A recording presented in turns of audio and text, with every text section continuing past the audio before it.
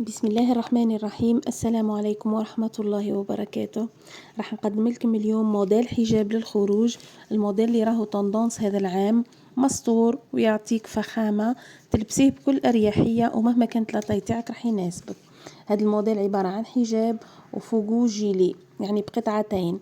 راح نبداو نفصلوه. راح ناخذ 3 مترات من قماش الكريب، كريب مناسب للحجاب، اي نوع من الكريب. راح نبداو بتفصيل القطعة السفلية للحجاب، يعني من تحت الصدر حتى للأسفل، من بداية القصة تاع الحجاب. خذيت هنا 110 من طول القماش، 110 للأمام و110 للخلف. وهنا راح نحي من العرض، راح نحي 40 سنتيمتر من العرض تاع القماش، يعني من 110 ديك الطول تاعها 110 نحيو من العرض تاعها اللي هو 150، نحيو منها 40 سنتيمتر من الخلف ومن الامام. هذا الشريط اللي خرج لي تاع 40 سنتيمتر راح نستعمله باش نفصل به الجزء العلوي للحجاب. اذا هنا خذيت القطعتين فقط السفليتين اللي فصلتهم هذوكا، وضعت علامة في الوسط فقط باش نحكم لها من المنتصف تاعهم. الآن رجعت للقطعة الشريط هذاك اللي نحيته من العرض تاع القماش، وراح نبداو نفصلوا به الجزء العلوي تاع الحجاب. بديت من أعلى باش نفصل فتحة الرقبة، طويت القماش تاعي على 4 وبديت نفصل فتحة الرقبة، درت 7 سنتيمتر، وخذيت الكتف تاعي 13 سنتيمتر. وبالطبع هنا راح ديروا ميلان الكتف 3 سنتيمتر لميلان الكتف. رسمت الزاوية القائمة وخرجت من الزاوية القائمة ب3 سنتيمتر. هنا علمت المنتصف تاع حردة الإبط، وهنا دورة الصدر على 4، خذيت ربع دورة الصدر وزدت لها طبعا 4 سنتيمتر. وفي الأسفل إذا بديت نقص هنا راح نفصل الجزء الأمامي والخلفي فوق بعض، يعني نفصلهم، وراح بعدها نقوم بالتعديل على الجزء الأمامي لحردة الإبط. راح نعدلوا الجزء الأمامي من حردة الإبط وبالنسبة للرقبة أيضا. إذا هنا طلعت في الجنب ب3 سنتيمتر أو 2 سنتيمتر. فصلت الرقبة الخلفية 2 سنتيمتر، هبطت وفصلت الرقبة الخلفية. نحيت الجزء الخلفي وراح نعدل على الجزء الأمامي من خلال حردة الإبط منتصف، ودخلت ب1.5 سنتيمتر في المنتصف، وكذلك في الزاوية القائمة هذيك راح ندخل ب1.5.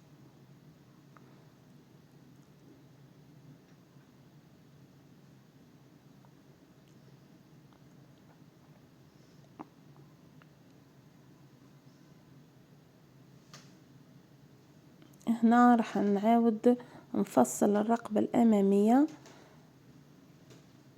إذا نزلت هنا رسمت الزاوية تاعي القائمة 15 سنتيمتر، ورسمت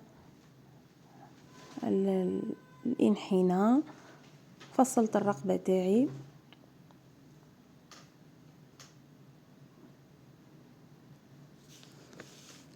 هنا راح نرسم لي بانس تاع الامام وتاع الخلف. درت 12 سنتيمتر من المنتصف، ورسمت لابانس تاعي الطول تاعها 8 سنتيمتر.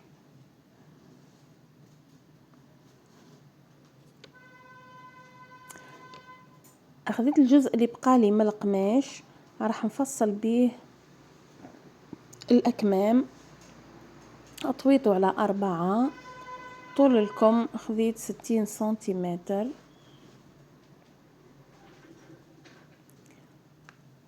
اذا هنا نزلت ب14 سنتيمتر، وخذيت المنتصف باش تسهل لي رسم انحناء الكم. من الأسفل أخذت 18 سنتيمتر من الأسفل، ولا 20 على حسب واش حبيتي العرض تاعو. هنا فصلت قصيت الأكمام.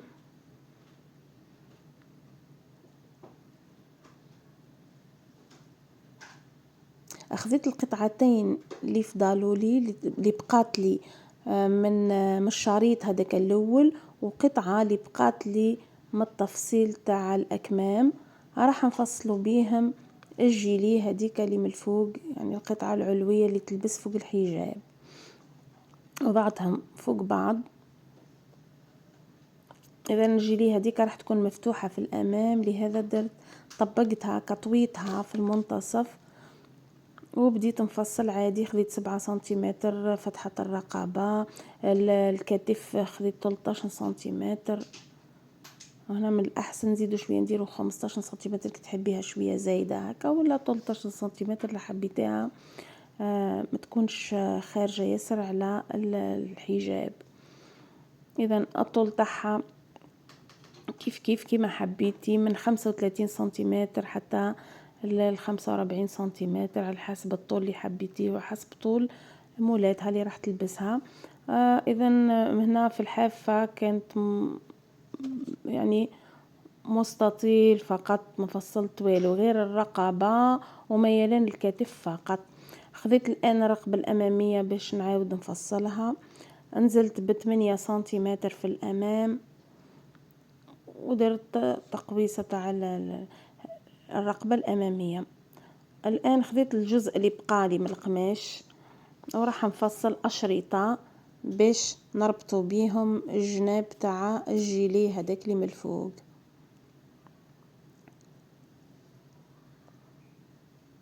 أشرطة بعرض 4 سنتيمتر. راح نبداو الآن في الخياطة. أول حاجة بديت باها لي بانس تاع الأمام وتاع الخلف للجزء العلوي تاع الحجاب. خيط لي بانس تاعي من الأمام وأيضا في الخلف.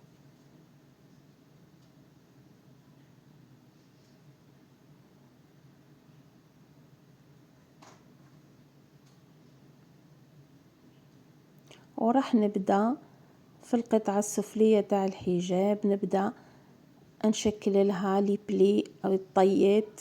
هنا استعنت بدبوس هكا تقدروا تستعينوا به باش تطويوا به القماش وتجيكم الطيات تاعكم أو لي بلي تاعكم قد بعضاهم، ويسهل عليك الخياطة. اذا وجدت لي بلي تاعي كامل تاع الامام وتاع الخلف، ودرت حسابي على القطعة العلوية لازم يكون بعد ما ندير لي بلي، يعني لازم تكون قدها، قد القطعة العلوية قد السفلية.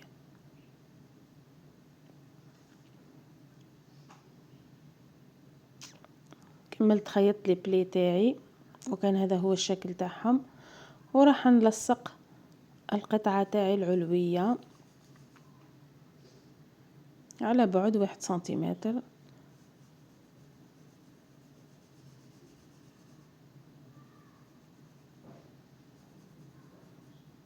من الأمام ومن الخلف.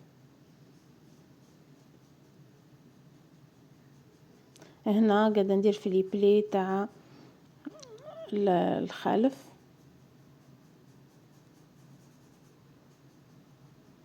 كيف نزيد نلصق لهم القطعة العلوية.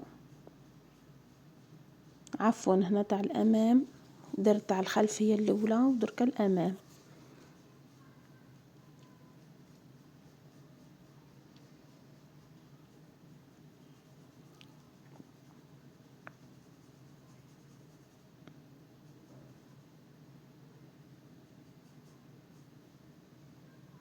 كانت هذه هي النتيجة.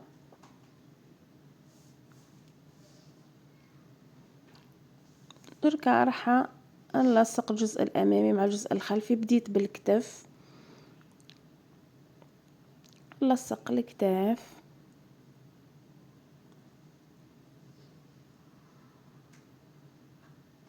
الكتاف فقط، ونروح نعقبهم للسيرفيلاج، ندير لهم السيرفيلاج.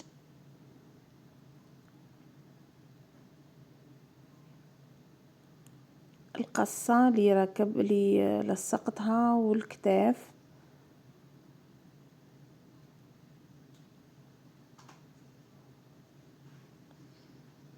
زدت درت الكتاف هنا،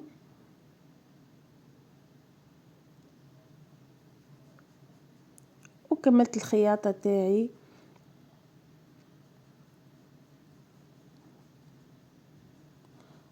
وما ننساوش في كل جزء يتخيط لازم نعقبوله المكوات باش تكون الخياطة متقونة. وكانت هذه هي النتيجة، وهذا هو الحجاب. زدت له تراشق، ولا تحبي ديري له الازرار العادية فقط.